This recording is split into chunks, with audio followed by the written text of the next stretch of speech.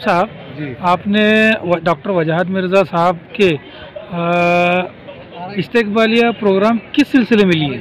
एक मुस्लिम होने के नाते से एक मुस्लिम नेतृत्व पूरे विदर्भ में काम कर रहा है और अच्छा कर रहा है। इससे पहले कई मुस्लिम आमदार हुए, उनका किसी का यूके जमा साहब, उनका कोई किसी को नाम मालूम नहीं। दूसरे बहुत सारे आमदार बने, उनका नाम मालूम नहीं। मगर आदरणीय डॉक्टर वजाहत मिर्ज़ा साहब ने जो मेहनत की और जो पूरे विदर्भ में उन्होंने उनका नाम कमाया, तो मुझे ऐसा लगा दिल से कि भाई एक अपने पुसद का, वतन का एक शख्स इतना बड़ा काम कर रहा है। तो मेरे फैमिली के मैंने एक मीटिंग लिया और मीटिंग लेकर मैंने सब भाइयों से गुजारिश की कि अपने को वजाहत भाई का सत्कार का प्रोग्राम लेना चाहिए। तो सब भाइयों ने मिलकर मेरे लब्बैक किया और सब ने तन मन धन से काम किया और इस प्रोग्राम को यहाँ तक अंजाम दिया। वो शख्स ऐसा है कि उसको हम दिल से लाइक करते कि भाई उनका प्रोग्राम होना चाहिए। तो इसके तहत मैंने उनका सत्कार का प्रोग्राम लिया। इस इस्तकबालिया प्रोग्राम के ज़रिए से क्या हम ये समझे कि आने वाले नगर परिषद के चुनाव की हुंकार भरी गई? थोड़ा बहुत तो उसमें, अब जैसा वजाहत भाई ने भी भाषण में बोले कि भाई जो स्टेज पर बैठे हुए लोग हैं, इन्होंने सबने मिलकर पूरे इलेक्शन लड़ना चाहिए और मैं एक पार्टी का जिम्मेदार हूँ, शहर अध्यक्ष हूँ। तो मुझे भी लगता है कि राष्ट्रवादी कांग्रेस की युति यहाँ होना चाहिए और इलेक्शन अच्छे तरीके से लड़ा जाता, क्योंकि मत डिवाइडेशन का दूसरे पार्टी को फ़ायदा नहीं होता, हमारा कुछ उसका एडवांटेज मिल जाएगा। आपके अपोजिशन एमआईएम ने तो इलेक्शन की इंकार भर दी है। अभी जिला परिषद के पंचायत समिति, ग्राम पंचायत के इलेक्शन में भी प्रचार शुरू हो गया है उनका। हाँ, हम लोगों ने अभी महाविकास आघाड़ी की तरफ से एक मुस्लिम कैंडिडेट दिए उनको, जलील भाई को, और इंशाल्लाह जलील भाई को हम, जैसा कि 318 वोट ही हमारे, उसके बाद में भी हमारे गैर मुस्लिम साथी जो है, वतन साथी, उनका हम 100-125 वोट लेने की कोशिश कर रहे हैं। और जलील भाई को कांग्रेस और राष्ट्रवादी की तरफ से, महाविकास आघाड़ी की तरफ से इंशाल्लाह हम ग्राम पंचायत में भी हमारा झंडा हम वहाँ पे फैलाएंगे। जनाब कयूम साहब, एक बात ये बताइए, अभी जो आपने प्रोग्राम लिया, प्रोग्राम के मद्देनज़र प्रोग्राम में जो जिसने भी तकरीर किया है, उसमें सब निधि लाने की, निधि खर्च करने की बात की। मेरी उम्र लगभग 38 से 40 साल है, लेकिन एक बात भूल गया आप कि रहमत नगर में जो शादी खाना बन रहा है, उसको तो 25 से 27 साल हो चुके हैं। उसके बारे में आपने भी बहुत सारे मेहनत की है, लेकिन अभी तक कामयाब क्यों नहीं हुआ? तो उसमें ऐसा एक टेक्निकल अड़चन है हमारे भाई कि वो ओपन स्पेस में बने वाला था और नियम से ओपन स्पेस में 10% में काम किया जाता है। मगर वहाँ के, मैं स्पेशल वहाँ के मोहल्लों के लोगों का मैं शुक्रगुजार हूँ, शुक्रिया अदा करता हूँ उन लोगों का कि उन्होंने वहाँ पे इतना बड़ा दिल करके वहाँ पे उतनी बड़ी बिल्डिंग नगर पालिका को बनाए।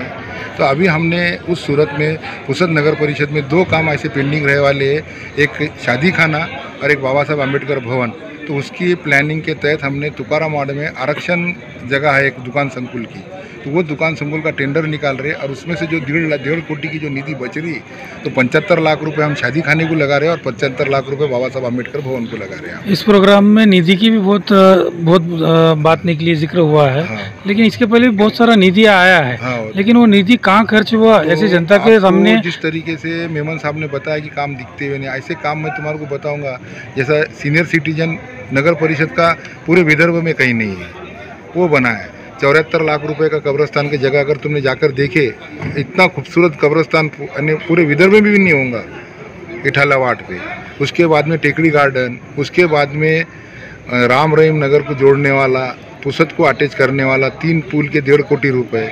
उसके बाद में तुम्हारा नालिया, रास्ते, और खाली तुम्हारे को जो काम अभी नज़र नहीं आ रहे, मेन चौक है सुभाष चौक से शिवाजी चौक, शिवाजी चौक से सुभाष चौक से अम्बेडकर चौक से मोक्षधाम, ये रोड दलित बस्ती में बैठ रहे। अभी हमने ड्राव लिए और इंशाल्लाह वो कामों को वसंतराव नाइक चौक से ज्योतिबा फुले और वसंतराव नाइक चौक से मुखरे चौक का काम तुम्हारे को ज़्यादा से ज़्यादा 1.5-2 महीने के अंदर कंक्रीट रास्ते का काम शुरू हो जाएगा इंशाल्लाह। जो शादी खाने का जो है, तो वहाँ पे एकदम पूरा गंदगी ये चीज हो रही है, तो आपने वहाँ बाउडी बनाकर, आप जिम्मेदार बिल्कुल, हम आपने बाउडी बनाकर आप वहाँ पूरा गंदगी देख सकते हैं। आप वहाँ पे बिल्कुल आपकी बात जान से मेहनत करते हैं, मुझे मालूम है। सही, मैं परसों के दिन मैंने हमारे जो HOD है अश्विन चौहान, उनको लेकर गया, उनको बताया कि किस सिलसिले में अपने को वहाँ काम करना पड़ता।